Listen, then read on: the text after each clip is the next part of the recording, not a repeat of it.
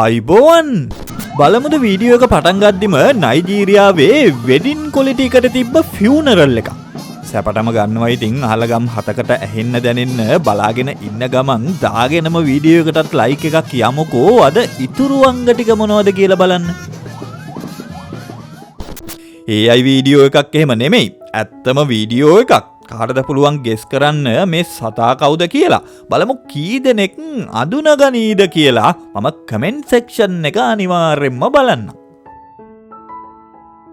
TikTok එකෙන් තමයි මට මෙන්න මේ වීඩියෝ එක රෙකමන්ඩ් කරලා තිබ්බේ. විස්තරයක් කියලා නම් මෙලෝම දෙයක් තිබුණේ නෑ. සෙරෙප්පු වල හැඩයට හදපු කෑම වර්ගයක්ද නැත්නම් AI වීඩියෝ එකක්ද දන්නෙත් නෑ. කමෙන්ට් කරන්න බලන්න ඔයාගේ අදහසත්.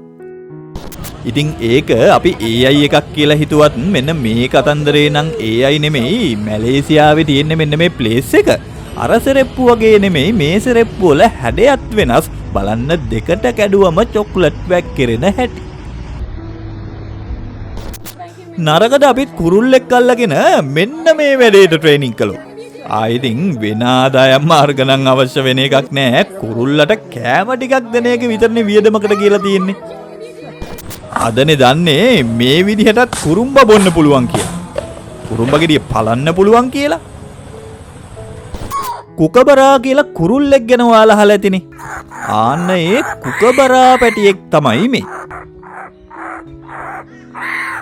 සෝබාදහම සමහර සත්තුන්ට හිමි කරලා දීලා තියෙන දායාද හරි විශ්මිතයි නිමිත්‍රවරුනි. හිතන්නකෝ මේ වගේ මස් කටු දිරවන්න මේ රාජාලියාගේ බඩේ කොහොම ප්‍රබලතාවයක් තියෙන ඇසිඩ් වර්ග තියෙනව ඇතිද කියලා. මම අහලා තියෙන විදිහට නම් බැටරි ඇසිඩ් වලට සමාන pH අගයක් තියෙනවලු මෙයාලගේ ආමාශ අම්ලයේ. කරවල වේලන තරක් වගේ නේද? ඉස්සරනේ අවුවේ දාලා කරවල හාල් මැස්ස වේලුවේ. දැන් තියෙන කරවල බාගෙට වේලලා එවනවා බර වැඩි වෙන්න. ගෙදර ගෙනල්ලා සතියක්වත් අවුවේ වේල ගන්න ඕනේ ගානට එන්නනේ. මේක නම් මරු ඈ.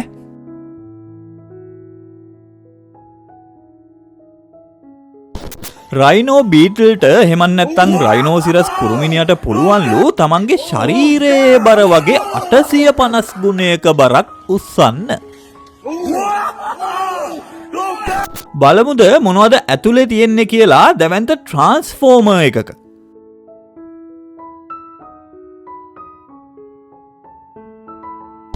කුකුල්ලු නෙමෙයි.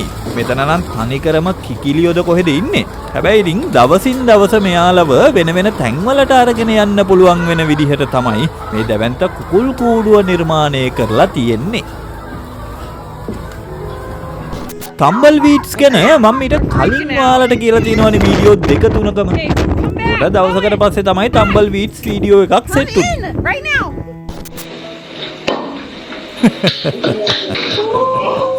වතුර බෝතලයකට මෙහෙම දෙයක් වෙන ඔයා දැකලා තියෙනවද මීට කලින්?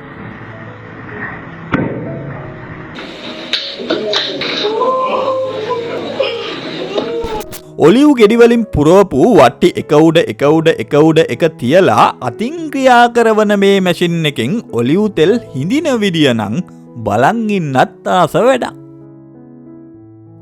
අපේ රටෙත් සමහර කානිවල් වල එහෙම තියෙන එක එක විදිහේ වලලු දාන ගේම්ස් නම් මන් දැකලා තියෙනවා. හැබැයි ඉතින් මේ වගේ ගේම් එකක් නම් මට සෙට් වෙලා නැහැ. මරු හැබැයි එකත් නේ.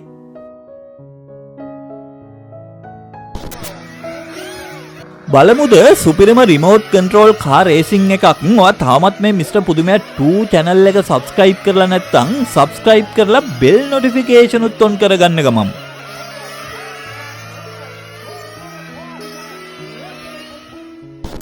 අශ්වය යොදාගෙන පස පෙරලන්න අතීතයේ භාවිතා කරපු ගැජට් එකක් තමයි මේ.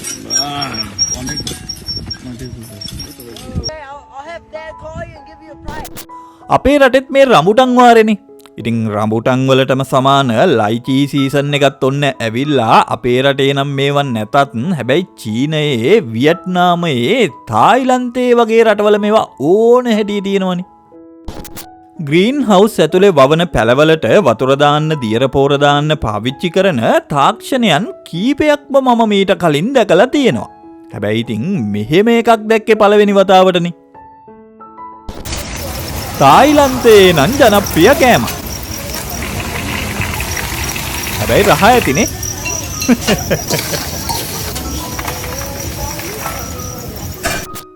හරිම හුරු බුහුටි ගැජට් එකක්. ෂණිකවම ෆෘට් ජූස් එකක් හදාගන්න.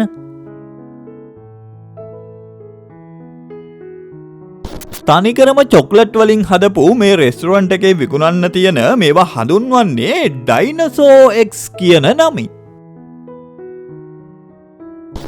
නවීන යන්ත්‍ර සූත්‍ර නම් අපේ ලෝකෙට වැඩිපුරම ළඟා කරලා දීලා තියෙන්නේ විනාශයක්ම තමයි. හැබැයි ඉතින් වැඩ පහසු කරන්න මිනිස්සුන්ගේ කාලය ඉතුරු කරන්න මෙන්න මේ වගේ හානි අඩු මැෂිනුත් ඒ අතර තියෙනවා. කාලා තියෙනවදවත් වේලපු තක්කාලි. චීන්නු මේවට ටොමැටෝ චිප්ස් කියලා තමයි කියන්නේ. රස කොහොමද දන්නේ නැහැ ඉතින්. මේක අපිට වාර්තා වෙන්නේ තායිලන්තේ. මැස්සෝ විකුණන තැනකට කේක් ගෙනල්ලා දාලාද කේක් විකුණන තැනකට මැස්සෝ ඇවිල්ලාද කියන ප්‍රශ්නේ තමයි තියෙන්නේ. මැස්සෝ කිව්වේ මී මැස්සෝ. කාන්තාව නම් උස මදි වගේ පේනවා මේ වාහනේට නගින්න. හැබැයි ඉතින් ඒකට එයා හදාගෙන තියෙනවා වෙනමම සිස්ටම් එකක්. දැක්කනේ.